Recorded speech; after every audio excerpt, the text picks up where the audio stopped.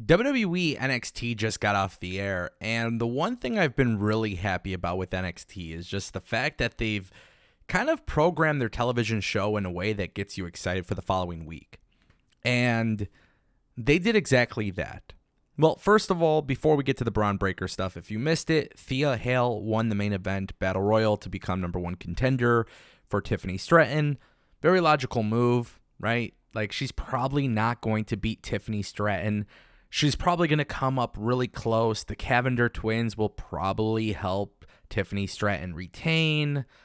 And then, that's good stuff, right? It's nice. It's shocking. A lot of people didn't see it coming. But then immediately before they go off the air, they have Bron Breakker outside in the parking lot. And keep in mind, Bron Breakker is a heel now. And they asked him, why did you attack Ilya Dragunov? And he basically just went on to talk that talk until he called out Seth Rollins.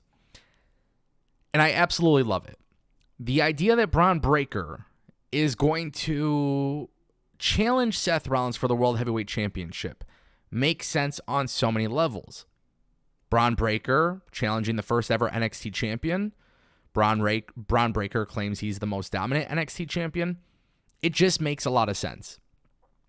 On top of that, you want to integrate NXT as much as possible to the main roster. You advertise Seth Rollins on WWE NXT, surely you're going to get people talking. Also, Seth Rollins' whole gimmick right now is that he's a fighting champion.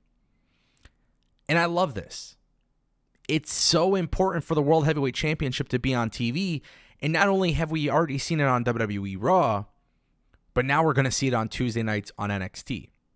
Meanwhile, when you have main roster stars crossing over into NXT, which, by the way, this is not a new concept, okay? It's definitely not a new concept. We saw it last year. We saw it in 2012 and 2013 and so forth.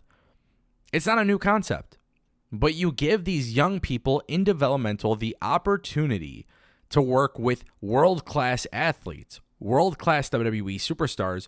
You give them that opportunity and two things happens. One, you build confidence within the people in the developmental system. They actually can learn from people on the main roster. Number two, you have the ability to introduce the WWE universe to people that they may not be familiar with. When you do things like this, you are benefiting the company for all future references.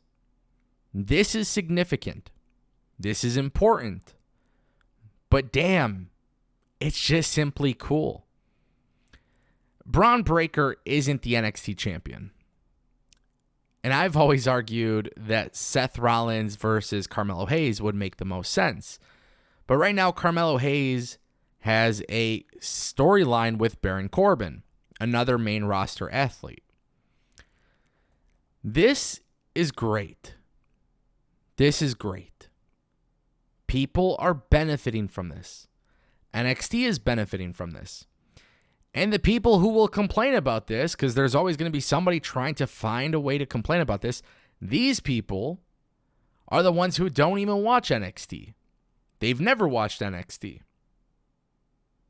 NXT has done this a lot. A lot of people don't even know that John Cena has shown up on NXT a few times. That has a lot of significance when you're trying to develop the future.